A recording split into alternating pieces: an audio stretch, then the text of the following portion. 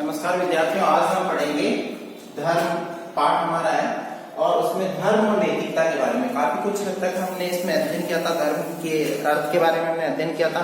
धर्म की हमने काफी कुछ हद तक इसमें जानकारी हासिल की थी। आज हम पढ़ेंगे धर्म और नैतिकता के बारे में कि धर्म और नैतिकता का क्या संबंध है। अब देखो, धर्म का मूल लक्ष्य मानव मात्र की सेवा करना। यानी धर्म का जो लक्ष्य क्या बताया गया है, धर्म का जो लक्ष्य है वह मानव मात्र की सेवा करना। क्या बताया गया है? सेवा करना। यानी धर्म का जो प्रमुख लक्ष्य है वही धर्म श्रेष्ठ है, जिसमें मानव की सेवा की गई है। मानव के लिए जो कार्य करने वाला हो वही धर्म श्रेष्ठ होता है। ठीक है। अब जो मानव मात्र की जो सेवा करने वाला जो धर्म है, उसके अंदर ये बताया गया कि अच्छे आचरण, करुणा, शील व अहिंसा पर बल देता है। यानी धर्म किस पे बल देता है? धर्म अच्छे आचरण,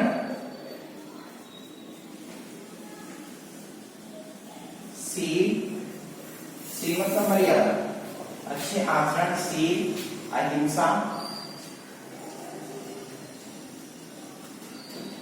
आदि बल।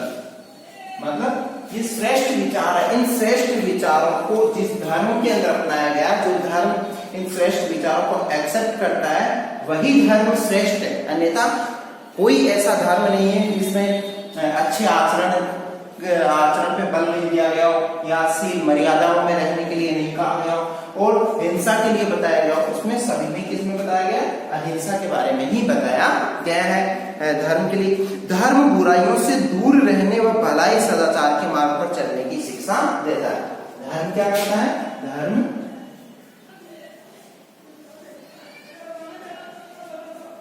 बुराइयों से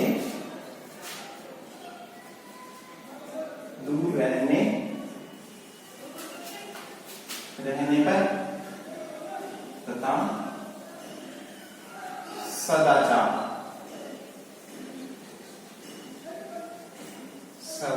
नियम पालन पर बल। मतलब धर्म क्या बताता है कि धर्म बुराइयों से दूर रहने तथा सदाचार नियम पालन पर क्या देता है? बल देता है। और दूसरी चीज, धर्म के अंदर ये चीज बताइए कि मूल स्वरूप जो है, धर्म का मूल स्वरूप आध्यात्मिक व आडंबर रहित है। धर्म का मूल स्वरूप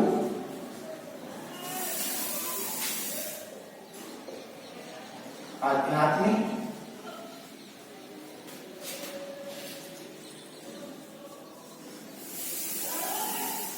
व आडंबर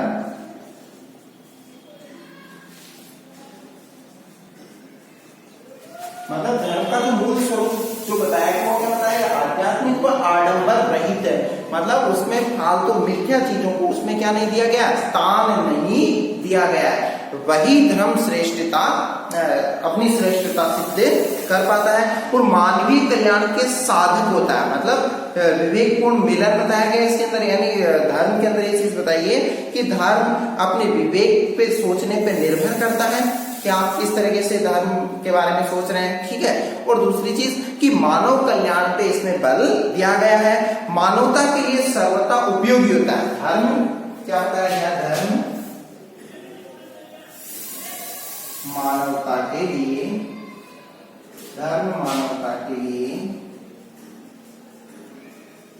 सर्वथा उपयोगी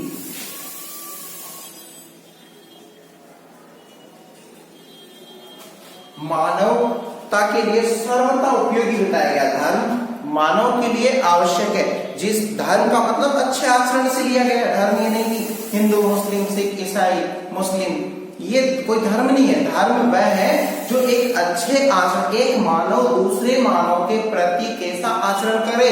श्रेष्ठ आचरण करे, अच्छा व्यवहार करे, वही क्या बताया गया, धर्म बताया गया है और उसे ही धर्म की श्रेणी के अंतर्गत रखा गया है। इनको तो नाम दे दिया गया भाई, ये हिंदू धर्म है, सनातन धर्म है, ये मुस्लिम धर्म है, ये ईसाई धर्म है, इस तरीके से नहीं, मतलब एक अच्छे आचरण पे बल दिया गया है। मानवता के लिए जो सर्वथा कार्य करेगा वही, यानी मानव कल्याण के लिए जो कार्य करेगा वही धर्म क्या बताया गया, श्रेष्ठ बताया गया। और धर्म वही श्रेष्ठ है जिसमें कट्टरता नहीं है, जिसमें सांप्रदायिकता नहीं है, वही धर्म श्रेष्ठ है, अन्यथा कोई धर्म श्रेष्ठ नहीं है। ठीक है, सभी धर्मों के सामान्य विश्वास व मूल्य एक जैसे होने, मतलब सभी धर्मों के क्या है, सभी धर्मों के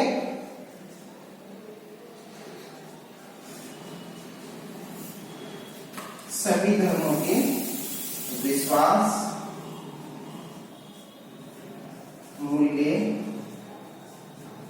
एक जैसे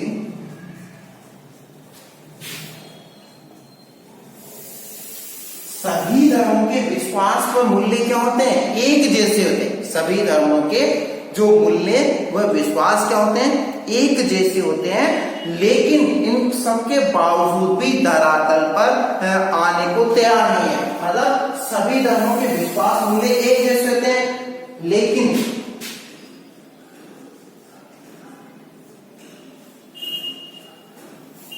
धरातल पर एक साथ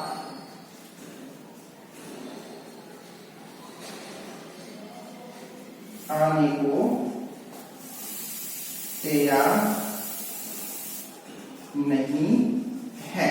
अब देखो, सभी धर्मों के विश्वास मूल्य एक जैसे होते हैं, लेकिन धरातल पर एक साथ आने को तैयार नहीं, यानी सभी धर्म एक जगह आने को तैयार नहीं है। मतलब अपनी बात एक जगह रखने को, सब अपने अपने धर्म को क्या बताना चाहते हैं, श्रेष्ठ सिद्ध करना चाहते हैं कि हमारा धर्म श्रेष्ठ है, हम श्रेष्ठ हैं, और हम की भावना, श्रेष्ठता की भावना ही धर्म को गर्त की ओर लेके चली जाती है।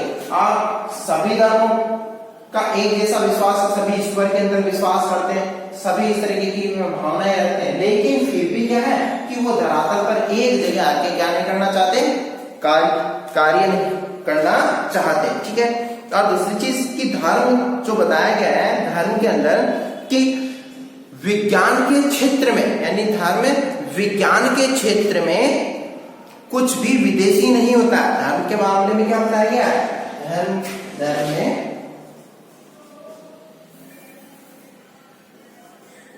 विज्ञान के क्षेत्र में कुछ भी विदेशी नहीं होता है। हम कोई भी मान लो विज्ञान के क्षेत्र में प्रयोग किया गया, ऐसे नहीं कह सकते भाई ये तो विदेशी, हम तो इस चीज का उपयोग नहीं करेंगे, सब चलता है। ठीक है, विज्ञान के क्षेत्र में कुछ भी विदेशी नहीं होता, लेकिन धर्म में ये बात जरूर अंगीकृत है, ये बात जरूर लिखी गई है। क्या बताया गया धर्म के अंदर कि ये उस धर्म से लिया गया है, ये उस धर्म से है। ठीक है, तो इससे क्या है कि ये किसको जन्म देता है, जब इस तरीके की भावनाएं होती है तो धर्म के क्षेत्र में कोई भी सांप्रदायिकता नहीं होनी चाहिए। जब विज्ञान के क्षेत्र में कुछ भी विदेशी नहीं है तो धर्म के क्षेत्र में, धर्म के क्षेत्र में भी, धर्म के क्षेत्र में भी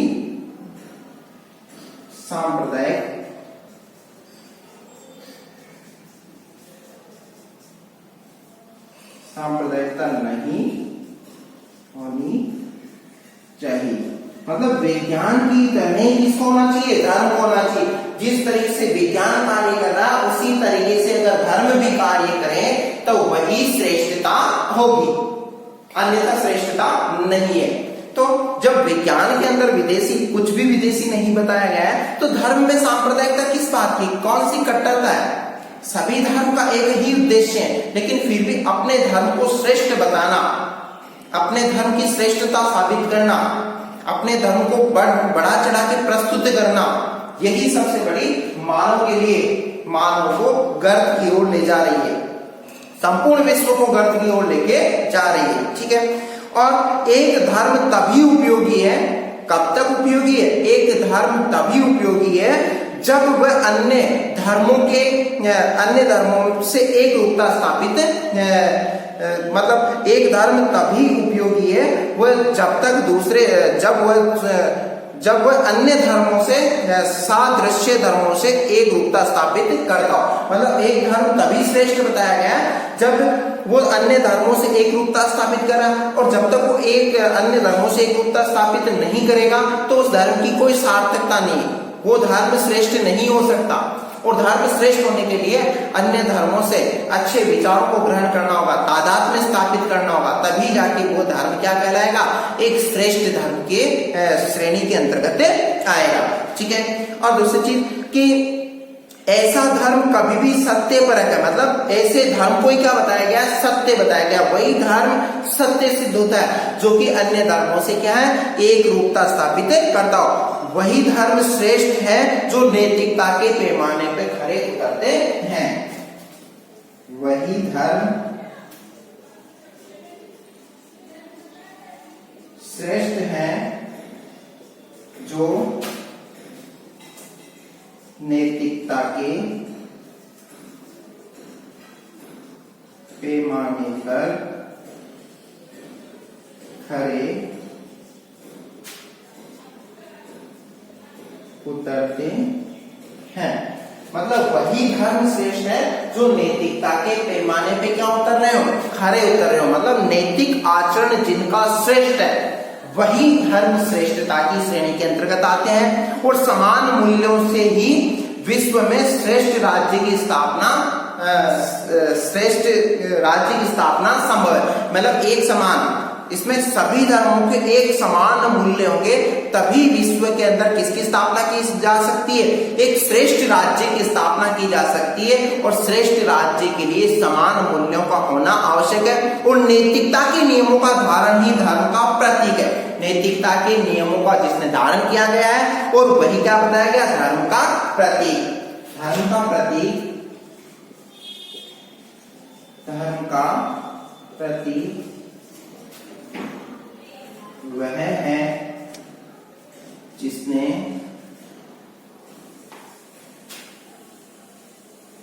नैतिकता के नियमों का पालन किया हो। अब देखो कि धर्म का प्रतीक वह है, धर्म का प्रतीक किसे बताया गया, धर्म का जो प्रतीक है वो किसको बताया गया है, जिसमें नैतिकता नियमों का पालन किया गया है, जिसमें नैतिकता के नियमों को समाहित किया गया हो, वही धर्म किसके अंतर्गत आता है, वही धर्म का प्रतीक बताया गया है। तो इस तरीके से धर्म और नैतिकता का संबंध हमने अध्ययन किया। इसमें प्रमुख बिंदु ये निकल के सामने आते हैं कि किस धर्म को श्रेष्ठ बताया गया। अब धर्म और राजनीति जिसका हम अध्ययन आगामी क्लास के अंदर करेंगे, मतलब नेक्स्ट क्लास के अंदर उसका हम अध्ययन करेंगे।